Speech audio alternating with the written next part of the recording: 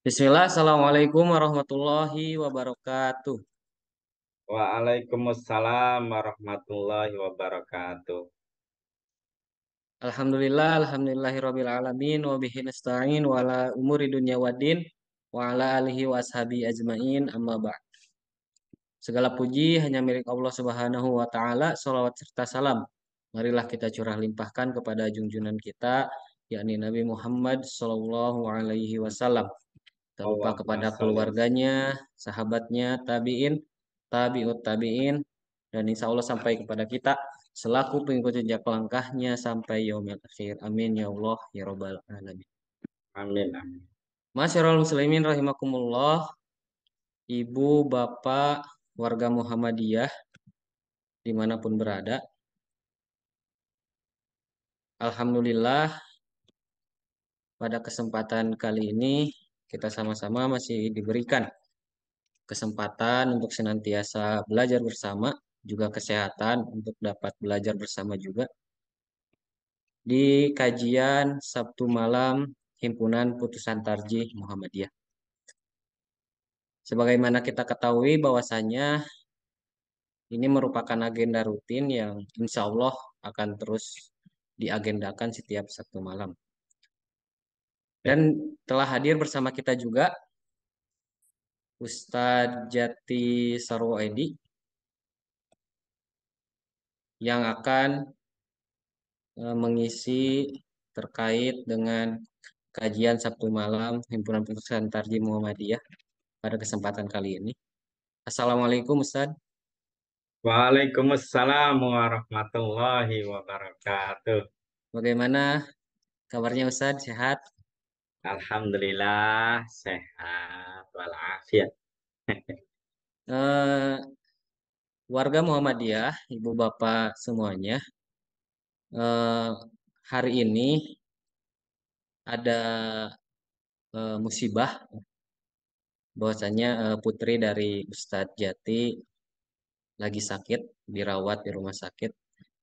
Semoga Allah Subhanahu wa taala memberikan kesehatan kembali, memberikan eh, apa namanya? Kesehatan agar senantiasa bisa beraktivitas seperti sedia kala.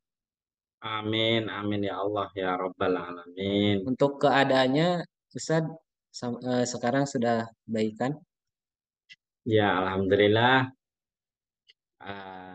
Tadi pagi itu puncak-puncaknya ya ketika anak saya mengalami beberapa gejala kejang-kejang ya.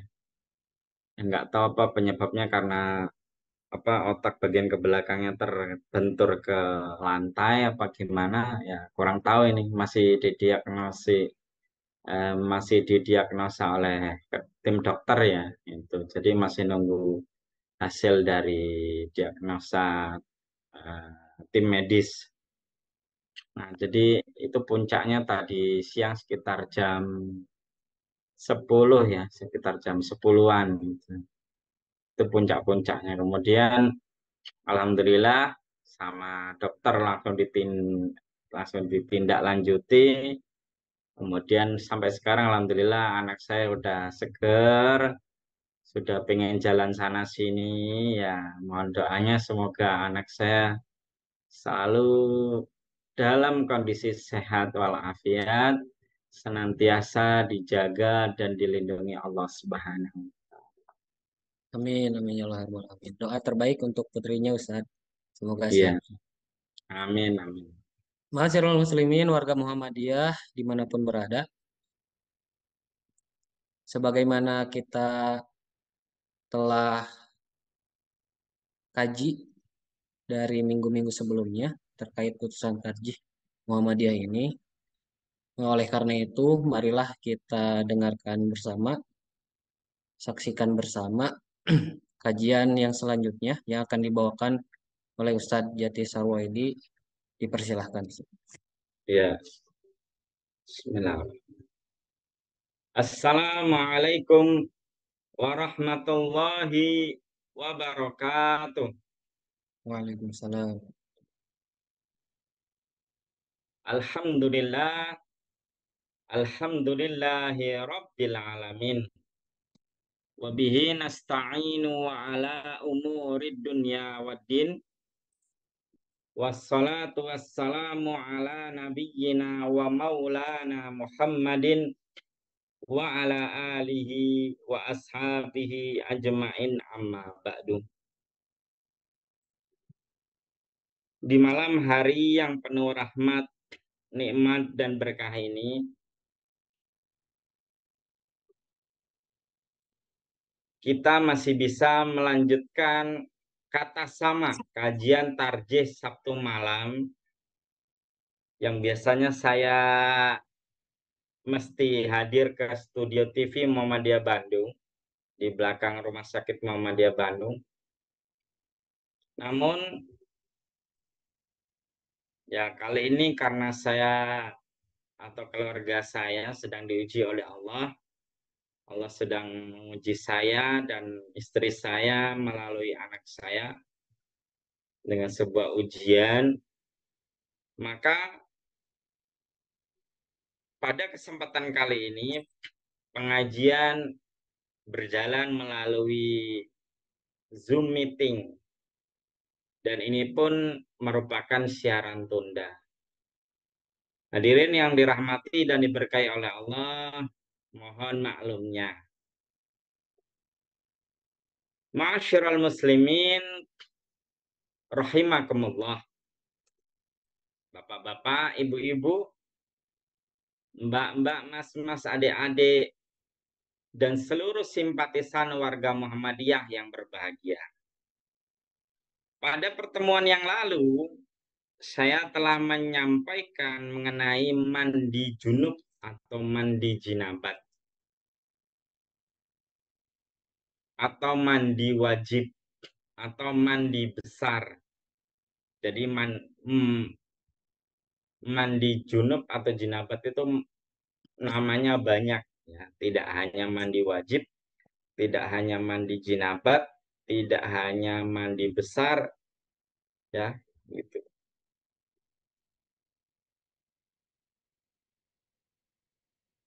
Oleh karena itu pada pertemuan kali ini saya ingin menyampaikan materi selanjutnya sebagaimana yang terdapat di dalam kitab Himpunan Putusan Tarjih Muhammadiyah jilid 1 yang seperti ini ya.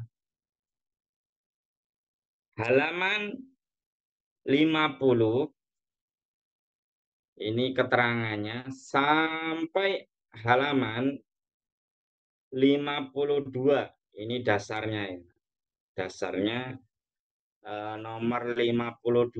Nomor 52 berarti di halaman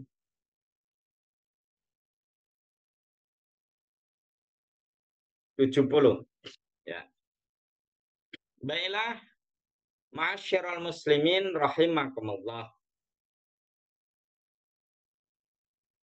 Dan jika kalian berhalangan menggunakan air karena sakit atau khawatir mendapat mudarat, atau kamu di dalam bepergian kemudian tidak mendapat air, maka tayamumlah dengan debu yang baik untuk mengganti wudhu dan mandi junub atau mandi jinabat. Jadi di sini yang perlu digarisbawahi, tayamum itu merupakan dispensasi bagi umat Islam ketika kita satu tidak mendapati air atau mendapati air namun hanya cukup untuk kebutuhan yang doruri, misalnya hanya cukup untuk minum, makan, mandi, mencuci, misalnya karena airnya terbatas. Misalnya kita hidup di daerah yang tandus, yang gersang, yang susah mendapati air, menemukan air tapi airnya terbatas. Atau karena sakit, itu yang kedua. atau khawatir mendapat mudarat. Jadi ada 3 golongan jamaah sekalian yang mana diberikan dispensasi dalam agama Islam untuk melakukan tayamum. Tadi yang pertama, apabila kita tidak mendapati air atau mendapati air tapi airnya hanya cukup untuk kebutuhan doruri kita. Kebutuhan pokok kita misalnya mandi, makan, minum, mencuci, hanya cukup untuk itu. Itu. Atau yang kedua, karena kita sakit. Yang ketiga, kemudian apabila kita khawatir akan datangnya mudarat. Khawatir akan datangnya mudarat, misalnya kita habis kecelakaan. Kan biasanya badan kita itu ada salah satu anggota tubuh kita yang luka biasanya. Nah, kalau khawatir nanti terkena air wudhu, maka lukanya itu menjadi lebih parah atau lebih, istilahnya kalau luka kena air kan kalau dalam bahasa Jawa itu jadi benyek ya, benyek itu. Jemek gitu. Jadi malah nggak cepat kering istilahnya ya kalau bahasa Indonesia, nggak cepat kering itu kalau kena air. Nah, maka kita boleh mengganti wudhu kita dengan tayamum. Itu. Yuk kita tengok dalilnya. Nomor 46.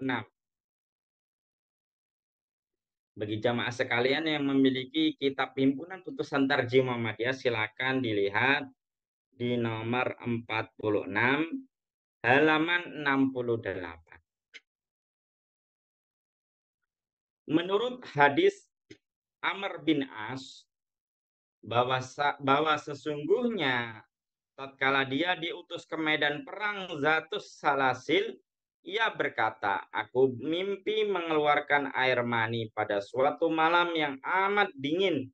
Maka aku takut jika aku mandi akan berbahaya. Aku tayamum, kemudian aku sholat subuh bersama-sama sahabat-sahabat. Tatkala kami datang pada Nabi Shallallahu Alaihi Wasallam, mereka menceritakan hal itu kepadanya, maka beliau bersabda padanya, Hai Amr, engkau sholat bersama-sama sahabat-sahabatmu, sedang engkau junub. Maka aku menyahut, saya ingat akan firman Allah Subhanahu wa taala, dan janganlah kalian membunuh dirimu, sesungguhnya Tuhan Allah itu belas kasih kepadamu. Maka aku bertayamum dan lalu sholat. Maka tertawalah Rasulullah SAW dan tidak bersabda apa-apa. Nah, berarti kalau Rasulullah itu tidak bersabda apa-apa, berarti menyetujui apa yang telah dilakukan oleh sahabat Amr bin As. Hadis ini riwayat Ahmad, Abu Dawud, dan Ad-Darqutni. Ma'asyiral muslimin rahimakumullah. Lalu, atau kalian di dalam bepergian.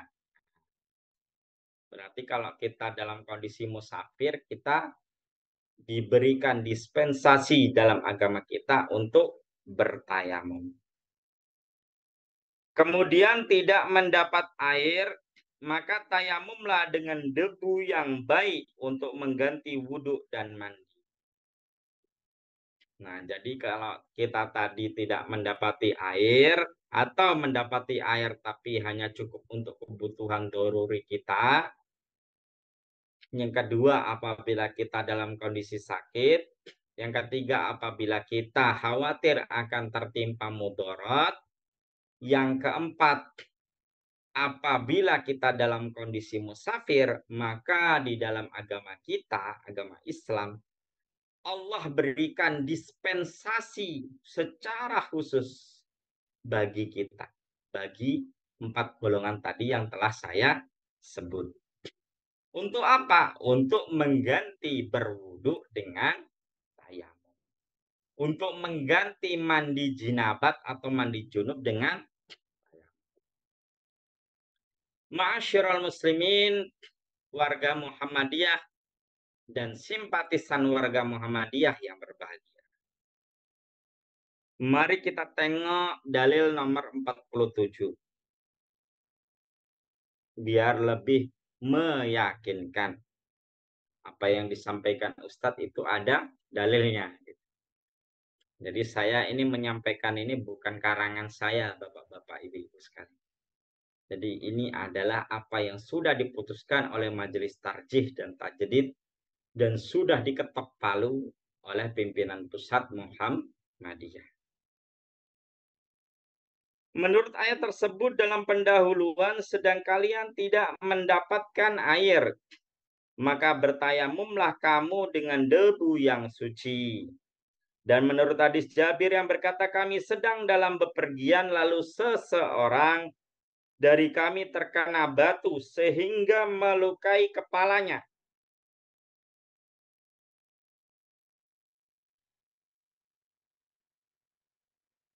Kemudian ia bermimpi. Kemudian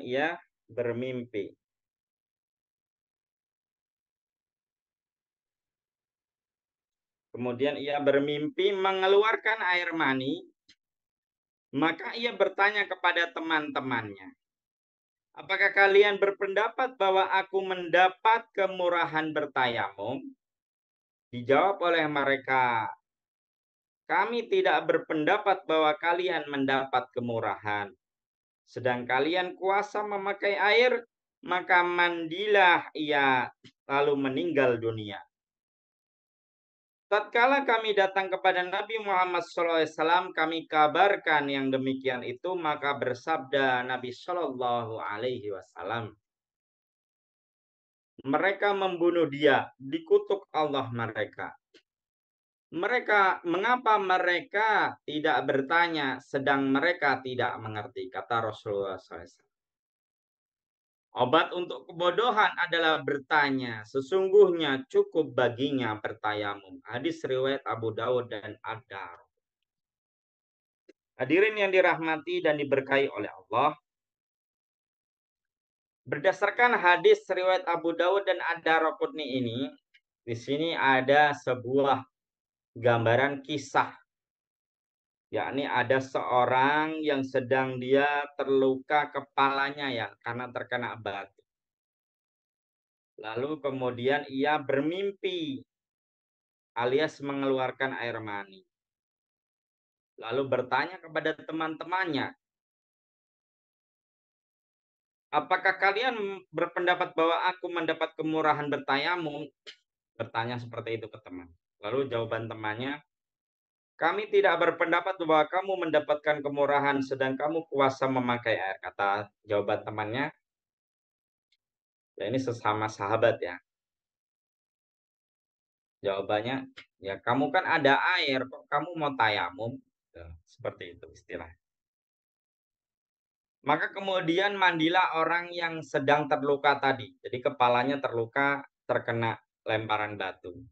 Lalu dia mandi, dan airnya mengenai luka yang ada di kepalanya. Sampai si sahabat ini meninggal dunia. Lalu hal-hal itu dilaporkan kepada Nabi Muhammad SAW. Lalu kata Nabi Muhammad SAW, sungguh kalian telah membunuh orang itu. Mengapa kalian tidak bertanya kepadaku, kata Rasulullah SAW. Sedangkan kalian tidak mengetahui. Lalu kata baginda Rasulullah SAW, sesungguhnya obat kebodohan itu adalah bertanya. Dan sesungguhnya cukup bagi kalian itu bertayamum. Jadi bertayamum itu sudah termasuk pengganti wudhu dan mandi jinabat. Ma'asyiral muslimin, warga Muhammadiyah yang berbahagia.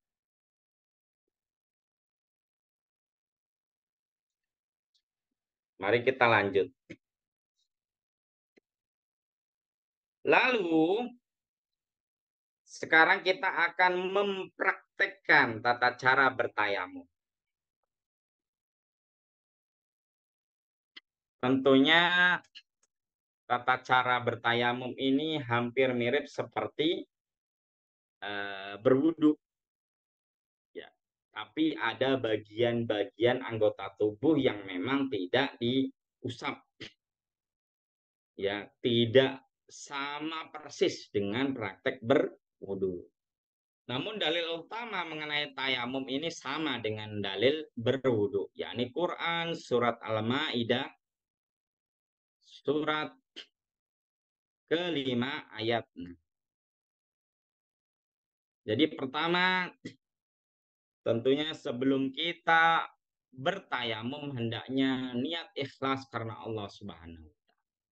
Dan tidak perlu kita lafazkan atau kita ucapkan, kita keraskan bacaan niat kita. Cukuplah niat itu di dalam hati, niat mau tayamum.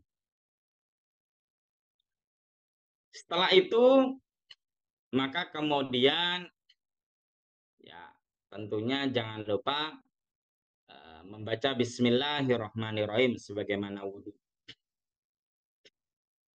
Ya kemarin waktu pertemuan yang lalu Baginda Rasulullah SAW bersabda, tawaddu'u bismillah, berwudulah dengan mengucap bismillah. Maka bertayamum pun ya karena dia sebagai pengganti wudhu, maka kalau kita kiaskan kepada praktek wudhu, maka hendaknya membaca bismillah juga. Bismillahirrahmanirrahim. Anggaplah ini ada tembok ya di sebelah kanan saya atau kiri saya. Tempelkan ke bagian yang kita yakini ada debunya. Kemudian kita tiup.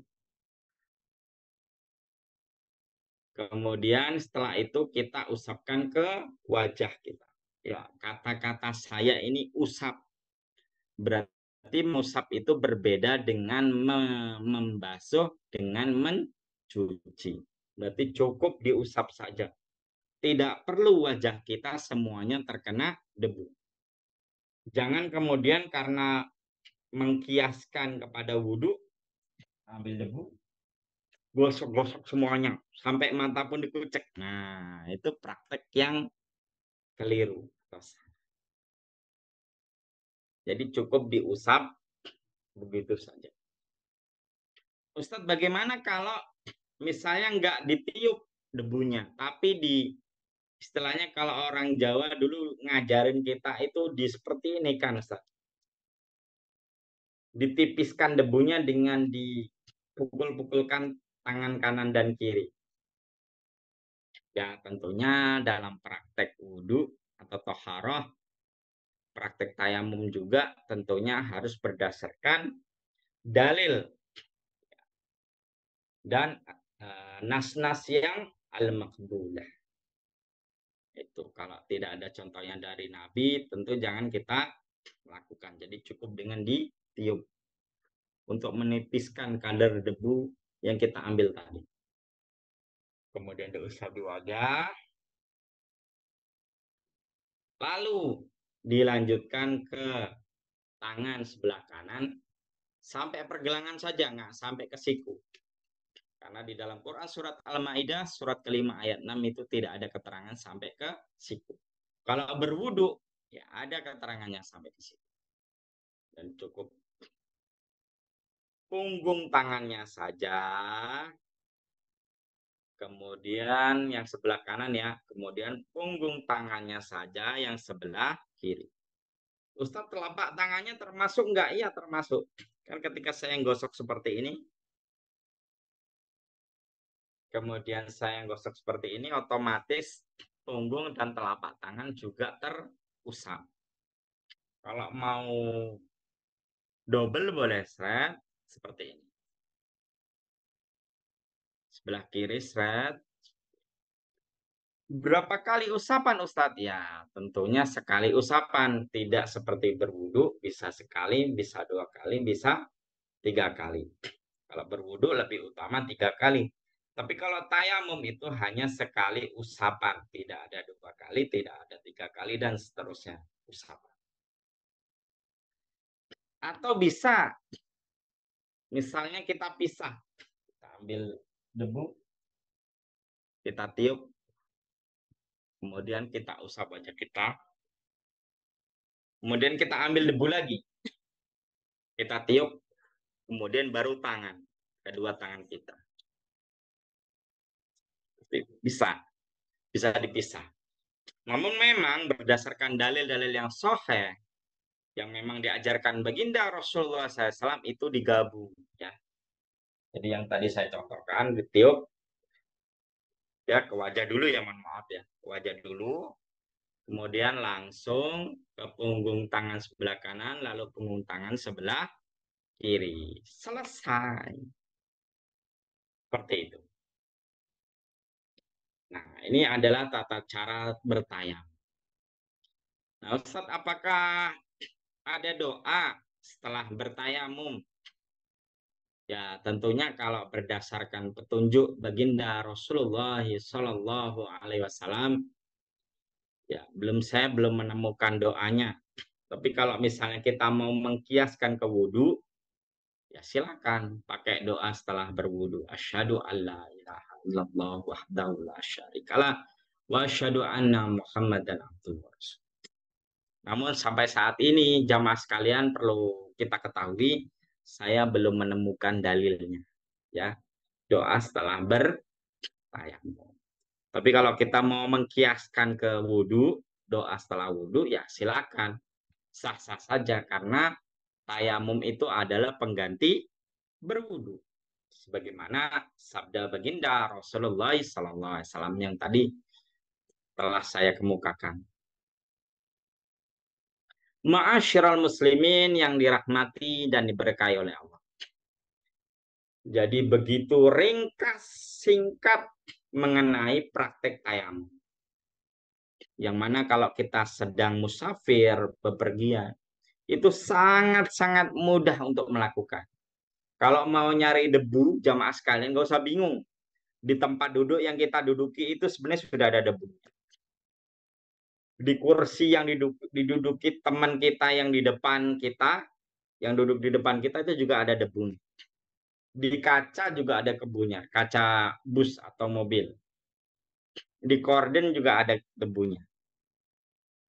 Jadi kita nggak usah bingung-bingung mencari debu itu di mana. Tinggal tempelkan, cari tempatnya. Yang penting kita yakini itu adalah tempat yang suci, bukan yang kotor. Jangan kita tempelkan tangan kita ke lantai bawah. Ya, misalnya kita musafir, kita tempelkan tangan kita ke lantai bawah mobil. Ya, tentunya di situ bagian yang kotor walaupun ada debu. Tentunya kita tempelkan ke bagian-bagian yang tidak kotor, yang tidak terkena najis atau yang tidak berhadas. Itulah yang bisa saya sampaikan. Semoga bermanfaat. Wallahu a'lamu bishawab. Saya kembalikan ke Mas Moderator, Mas Rizky Faturrahman. Baik, terima kasih Ustadz Jati atas penjelasan. Ya, insya Allah detail ya Ustadz terkait dengan penjelasan atau pembahasan selanjutnya praktik tayamum. Jadi Ya, tayamum ini merupakan alternatif bila mana dalam berwudu ada halangan yang menyebabkan wudu tersebut tidak bisa dilakukan. Contohnya seperti tidak ada air atau ya, memang sedang luka. Nah, tadi dijelaskan hadisnya juga ada bahwa ada dari kisah Rasul yang memaksakan berwudu dalam keadaan ada bagian tubuh yang terluka ternyata eh, luka apa air yang membasahi luka itu menyebabkan kematian seperti itu. Alangkah indahnya itu ya Ustaz, agama Islam ini sampai memperhatikan hal detail dari setiap kehidupan kita sehari-hari. betul. Masyarul muslimin, ibu bapak warga Muhammadiyah dimanapun berada. Baik Ustadz, sekarang masuk kepada tanya jawab. Yang pertama Ustadz, terkait tentang tayamum ini merupakan alternatif ya tadi bahwasanya tidak apa tidak bisa melakukan mandi wajib atau tidak wudu maka alternatifnya tayamum. Nah, gini Ustadz, mungkin saya peristiwanya seperti pertanyaan minggu kemarin ya Ustadz, waktu camping. Jadi waktu camping itu memang keterbatasan jika memang apa namanya daerahnya minim akan air seperti itu. Cuman ketika mengganti dengan tayamum, apakah memang berhenti di tayamum atau setelahnya menemukan air, ya? Kalau misal kasusnya ini mandi besar, apakah harus mandi besar langsung? Jadi, apakah berhenti di tayamum sudah kita bisa melakukan ibadah, atau ketika menemukan air langsung mandi wajib? Yang lebih utama atau sesuai tuntunan Rasul itu bagaimana, Ustaz? Ya, jadi misalnya kita sedang camping atau hiking ya di daerah pegunungan, perbukitan, yang mana kita misalnya berada di daerah yang gersang, ya, yang kering, yang tidak subur, yang sulit mendapati air. Bagaimana solusi terbaik untuk kita lakukan? Ya, tentunya yakni dengan bertayamum. Jadi bertayamum kita itu sudah menggantikan wudhu dan mandi jinabah. Itu ya sebagaimana tadi sabda baginda Rasulullah SAW yang diriwayatkan oleh Abu Dawud dan Ad-Darqutni. Kemudian, namun seandainya misalnya kita ternyata kita ketika jalan ya, kan namanya camping, hiking kan terus Hmm, jalan, jalan, ya, Ustaz. jalan. Sambil Menemukan jalan-jalan, sungai gitu, Ustaz. ya, ternyata menemukan aliran sungai. Bagaimana posisi tayamum kita tadi Ustadz? Ya, otomatis batal. Ya, hendaknya kita menggunakan air yang sudah kita temukan seperti itu. Memang bagi musafir itu tidak ada ya larangan ketika menemukan air, tidak ada larangan yang secara mutlak untuk tidak boleh bertayamum, tidak ada. Karena memang musafir itu sendiri sudah bagian dari golongan orang-orang yang diberikan Allah dispensasi untuk boleh bertayamum. Tapi ya karena kita tadi sudah mendapati air, kan air pegunungan itu kan jumlahnya kadarnya banyak, ya, bersih. Pada umumnya ya, nggak semua air pegunungan bersih ya, tapi pada umumnya itu kan bersih. Maka kita ya semestinya berwudu ya, kecuali kalau tadi kita dalam kondisi sakit atau khawatir kita terjadi mudarat, misalnya kita karena di pegunungan kan kondisinya dingin banget, minus suhunya. Kita khawatir nanti mati kedinginan misalnya. Walaupun sudah menemukan air lah, kok kemudian nggak berwudu, tetap tayamum ya nggak mengapa. Karena kondisi kita juga sedang musafir satu, yang kedua kita khawatir akan tertimpa mudorot yang lebih besar. Itu tentunya kalau dalam kaidah fikih itu kan darul mafasid muqaddamun ala jalbil masalih. Ya, mencegah kerusakan, mencegah kematian. Ya, kematian juga bagian dari kerusakan. Mencegah mendolimi diri sendiri itu lebih utama daripada mengambil maslahat. Mengambil maslahatnya tadi misalnya saya ibaratkan berwudu. Daripada kalau kita berwudu, lah kok kita misalnya mati kedinginan, ya lebih baik kita ya tidak berwudu meskipun kita mendapati air ya, kita ganti dengan tayamum. Wallahu a'lam.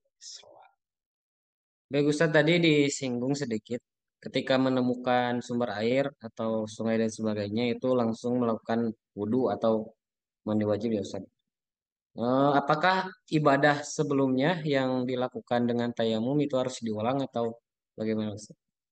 Iya, ini pertanyaannya juga bagus sekali. Jadi, apapun yang telah kita lalui, ya setiap amal ibadah yang kita lalui, yang tadi berdasarkan tayamum, yang tadi melalui toharoh tayamum, ya tentunya ketika kita kemudian mendapati air, ya, di kemudian hari atau di kemudian waktu mendapati air, tentunya apa yang telah kita lakukan tidak menjadi batal karena kita telah menemukan air. Ya, karena Allah Subhanahu wa taala berfirman, la yukallifullahu nafsan illa wus'aha. Allah itu tidak akan mungkin membebani, ya, bagi hambanya, bagi ciptaannya, ya, kecuali sesuai dengan kemampuannya. Ya, kalau kondisinya nggak dapat air, yang tadinya nggak ada air, nggak menemukan air, lalu kok kita tayamum, ya Allah udah tahu gitu kalau tayamum itu saat itu memang adalah solusi terbaik bagi kita. Dan ketika kita sholat, ya otomatis sholatnya akan diterima oleh Allahu Subhanahu wa Ta'ala. Ya, atau di dalam firman lain, laha maka sabat wa alaiha maka sabat.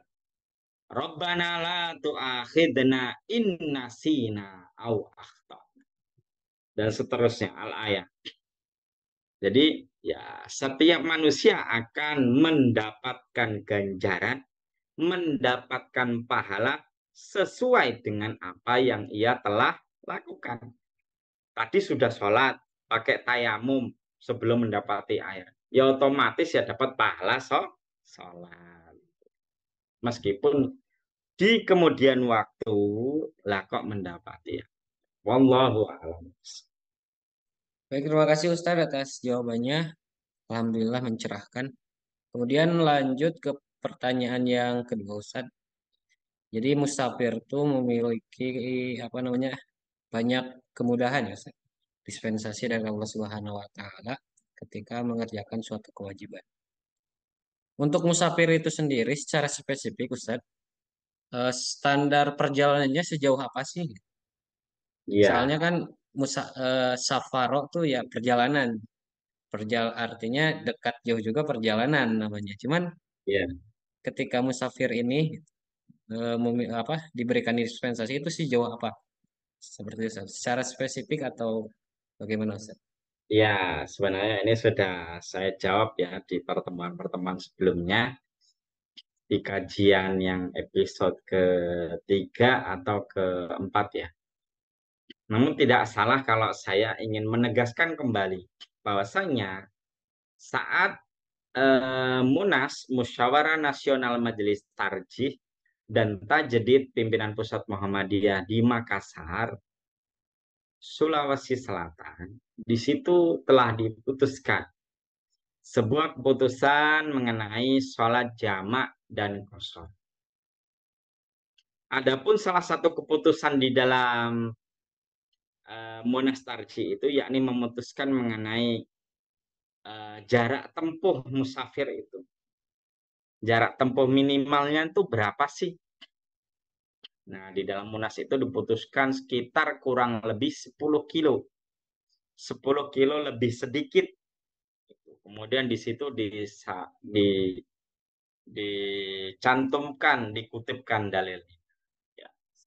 Kalau nggak salah dalilnya itu hadis yang diriwayatkan oleh Al-Baihaqi atau At-Tabarani ya. Itu Al-Baihaqi dalam kitab As-Sunan Al-Kubra atau At-Tabarani dalam kitab Al-Mu'jam ya. Kalau nggak salah itu yang dikutip oleh Majelis Tarjih. Nah, untuk itu jamaah sekalian, saya tegaskan kembali, jarak minimal yang perlu kita tempuh apabila kita ingin termasuk kategori seorang musafir itu apabila telah mencapai 10 kilometer lebih sedikit. Misalnya 10 kilometer lebih 100 meter. 10 kilo lebih 100 meter. 10 kilo lebih 200 meter. Seperti itu. Wallahu a'lam. Baik, terima kasih Ustadz atas jawabannya. Berarti jelas ya Ustadz. Jadi apa namanya tidak eh, ya memang banyak kemudahan agama itu mudah, cuman kalau dimudah-mudahkan nanti apa namanya melalaikan kewajiban itu sendiri. Iya, Baik betul. Ustadz. Baik, mungkin untuk pertemuan pada hari ini, Alhamdulillah telah kita dengarkan bersama-sama. Setidaknya kita mendapatkan insight baru, ilmu baru, ataupun memurojaah. Karena kan pembahasan tentang tayamum ini kalau masuk ke apa sekolah-sekolah Islam tuh ada di apa namanya pelajaran-pelajaran dasar. Mungkin memerojah kembali karena memang apa hal yang dikira kita sudah apa namanya sudah sering sering kita temui di keseharian, cuman sewaktu-waktu kita lupa gitu apa hukum yang sebenarnya diajarkan atau menurut nas dari hadis dan Al-Quran seperti itu. Masyarul muslimin, warga Muhammadiyah dimanapun berada, alhamdulillah kita telah memasuki agenda terakhir dari kajian Sabtu malam putusan tarjih Muhammadiyah. Insya Allah bagi teman-teman yang mendengarkan siaran tunda ini dapat mendapatkan pengetahuan baru serta jangan lupa untuk Oke. diimplementasikan atau diamalkan karena ilmu tanpa implementasi itu sia-sia. Masyarul muslimin, ibu bapak warga Muhammadiyah dimanapun berada, sekian yang dapat kami sampaikan. Mohon maaf bila ada kesalahan yang tidak sengaja maupun disengaja dalam kajian hari ini. Juga jangan lupa untuk selalu mensupport channel Muhammadiyah Jawa Barat ini agar senantiasa kita dapat bersama-sama mengisi dengan hal-hal atau konten-konten yang bermanfaat, yang baik-baik. Juga jangan lupa untuk men-share kajian ini kepada saudara kita, teman kita, dan yang lainnya apabila belum berkesempatan untuk mendengarkan secara premier atau secara siaran tunda ini. Semoga apa yang telah kita dapatkan tadi ditegaskan kembali dapat kita implementasikan di kehidupan sehari-hari kita. Billahi Ah, fisabilillah, wassalamualaikum khairat. Sebelumnya terima kasih Ustadz atas waktunya. sama-sama. Di samping Ustadz Jati ini ada musibah yang menimpa, tapi insya Allah Allah Subhanahu Wa Taala membalas dengan kebaikan yang lebih besar. Amin. Assalamualaikum warahmatullahi wabarakatuh. Waalaikumsalam warahmatullahi wabarakatuh. Alhamdulillah. Amin.